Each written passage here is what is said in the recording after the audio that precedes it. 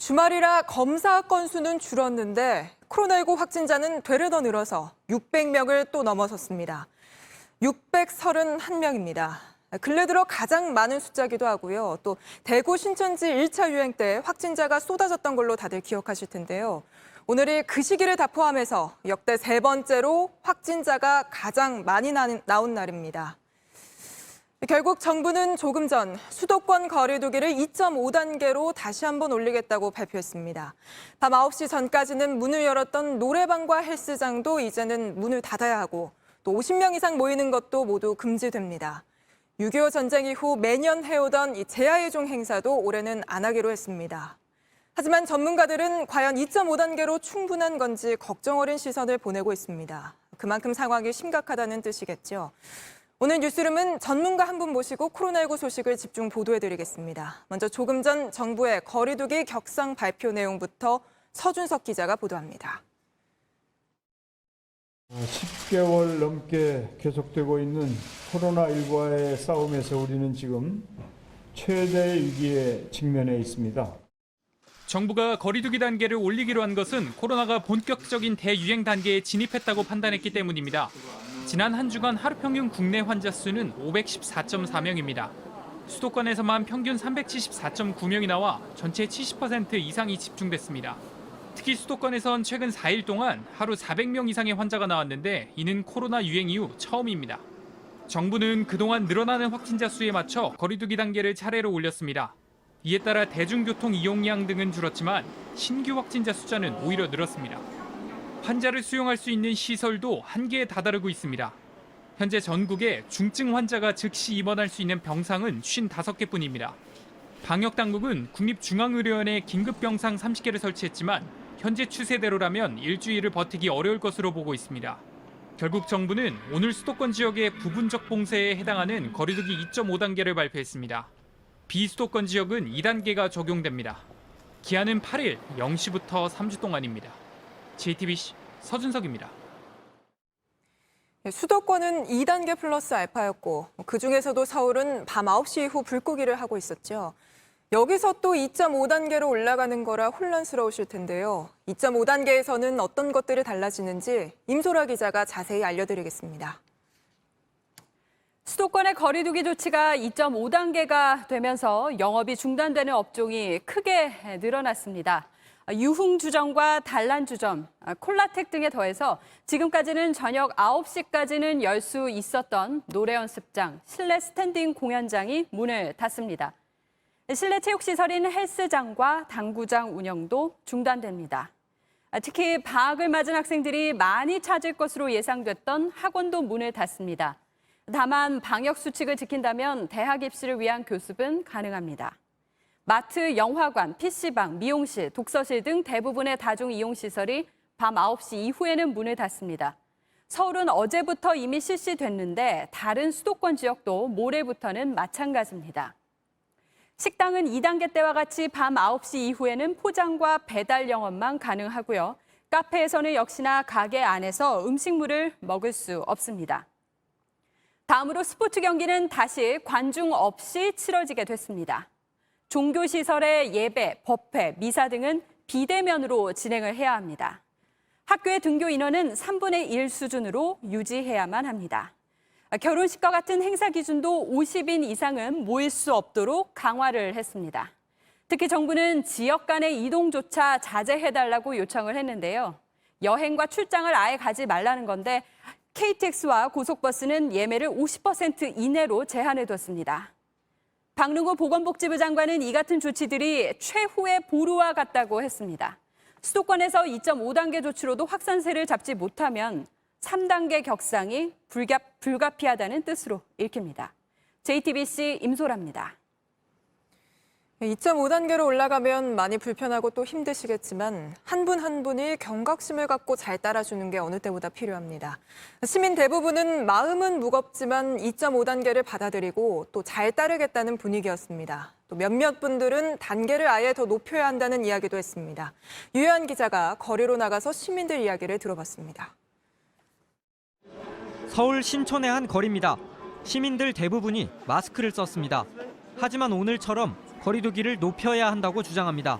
지금 분위기로 봐서는 전 격상하는 게 맞다 생각해요. 지금 계속 거침없이 숫자는 오르고 있는데 현재보다 더 단계를 강화해 환자를 크게 줄여야 한다는 목소리도 나왔습니다. 많이 줄기도 했지만 사회적 거리두기도 확실히 좀 더 강화를 해서 아예 확진자를 더 줄일 수 있으면 그러면 더 좋을 것 같아요. 밤 9시 이후 독서실과 스터디 카페 이용이 제한되지만 충분히 불편을 감수할 수 있다고도 했습니다. 거리두기가 안 지켜지고 있는 것 같고 그래서 이번 기회에 집에서 공부해보는 것도 좋은 방법이지 않을까. 일부에선 지금도 방역이 충분하다고 주장합니다.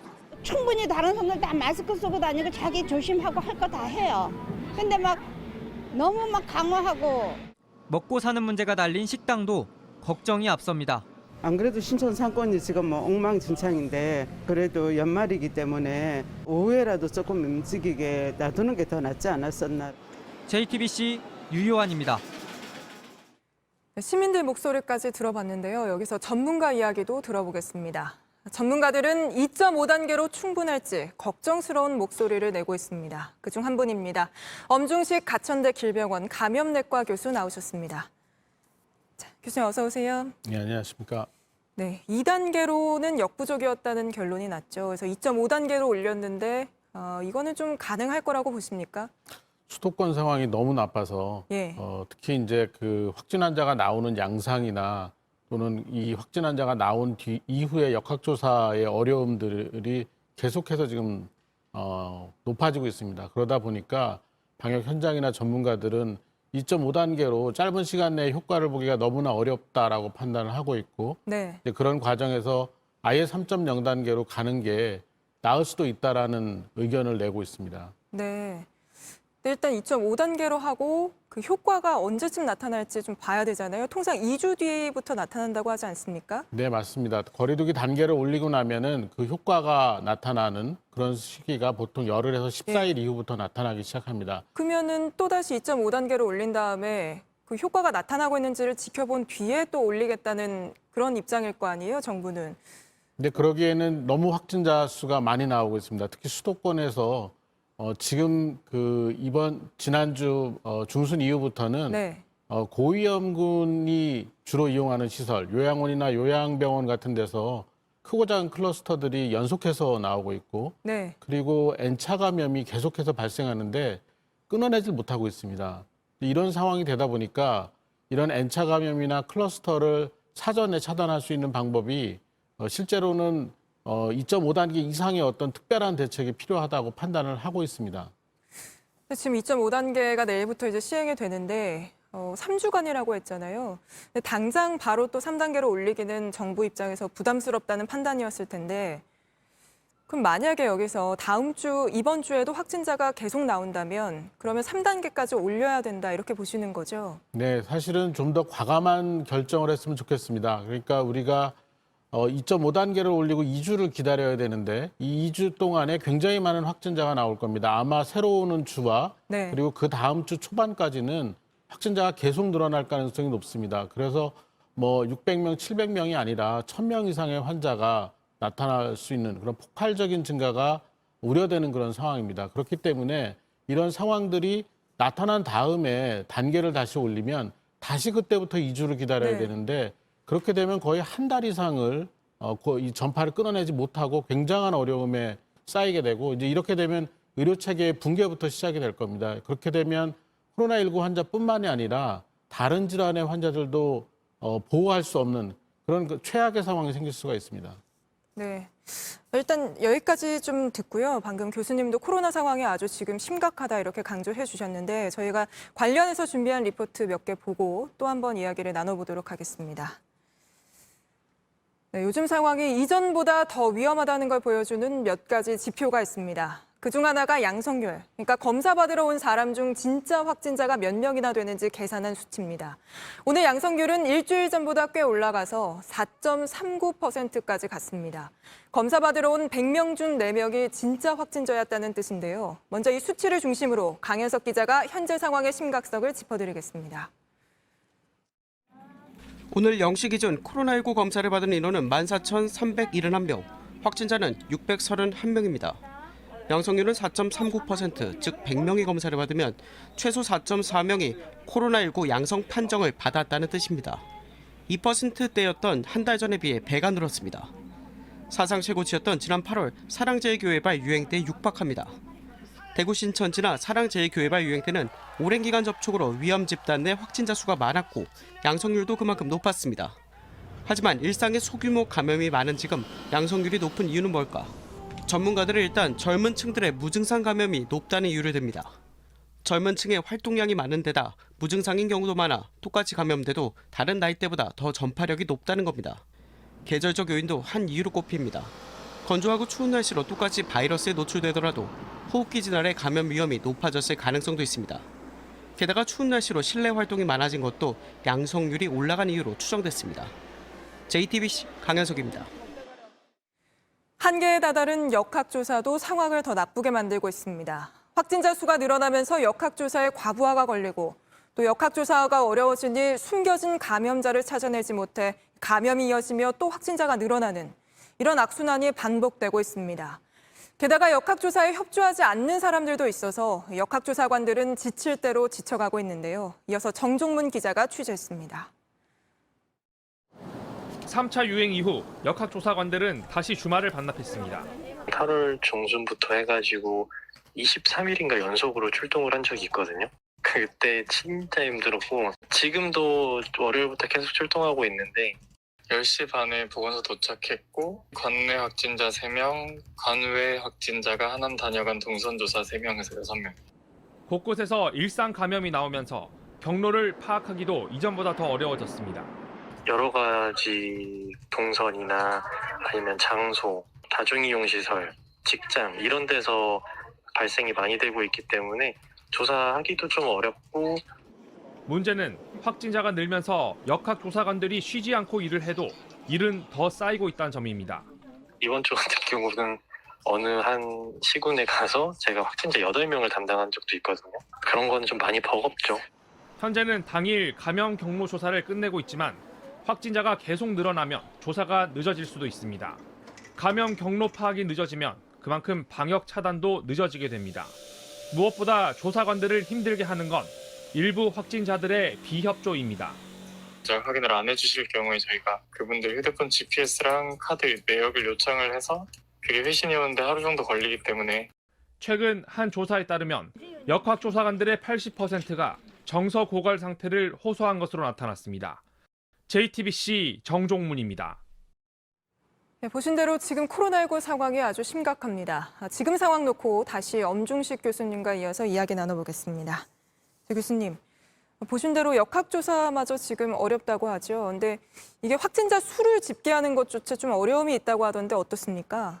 실제로 구 단위에서 예. 확진자들을 통계를 낸 다음에 이제 서울시 같은 경우는 시에서 이제 다시 한번 보고를 취합을 하는 하게 돼 있는데 이제 그 과정 자체도 원활하게 이루어지지 못할 정도로 확진자들이 많이 나오고 있는 상황이죠. 네. 실제 역학조사관은 숫자가 정해져 있기 때문에 뭐 서울시나 경기도 같은 경우에 하루에 100명에서 150명 이상의 환자가 나오면 그날 다 조사를 할 수가 없습니다. 예. 그날 다 조사를 못하게 되면은 이 확진자들과 접촉한 사람들을 확인하지 못하는 상황이 생기게 되고 그렇게 되면 이 확인되지 않은 사람들 중에 감염이 진행을 해서 다른 사람에게 감염을 다시 전파하는 상황이 짧은 시간 동안에 나타날 수가 있습니다. 이런 걸 N차 전파를 끊어내지 못하는 상황이라고 하는데 이런 게 되면은 실제로 이 확진자들을 컨트롤할 수 없는, 관리할 수 없는 그런 상황이 됩니다. 네. 근데 이 확진자 수까지 집계하는 게 어렵다고 하면 뭐 예를 들어 어제 같은 경우에는 신규 확진자 수가 500명대였는데 오늘은 또 600명대잖아요. 그러면 이 숫자가 조금씩 왔다 갔다 하는 게 어떻게 보면 착시 효과다 이렇게 봐야 되는 건가요? 뭐 경우에 따라서는 그날 확진된 사람들이 다음 날 집계에도 반영이 될 가능성이 있습니다. 이렇게 되면은 예. 실제 확진자 수를 정확하게 파악하기 어려운 문제가 생기죠. 네. 그렇게 이게 반복되다 보면 확진자가 교수님 말씀대로 늘어날 거고 늘어나는 것도 늘어나는 거대로 문제지만 그러다가 사망자가 늘어나면 그건 좀 심각한 문제 아닙니까?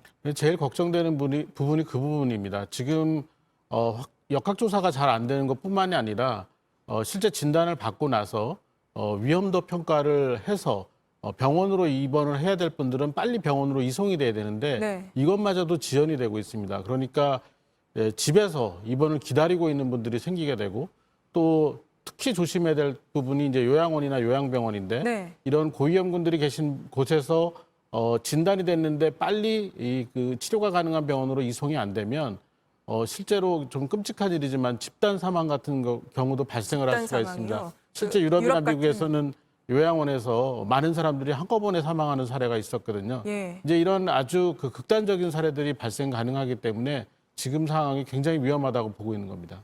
요양병원 같은 경우는 전수조사도 하지 않았습니까? 얼마 전에 전수조사를 해서 실제로 감염된 분들을 찾아낸 바가 있습니다. 그렇지만 그 전수조사 이후에 또 2, 3주가 흘렀기 때문에 이 사이에 또 감염 전파가 굉장히 다양하고 그리고 빠르게 일어났기 때문에 다시 이 위험에 놓여 있다고 볼 수가 있겠습니다.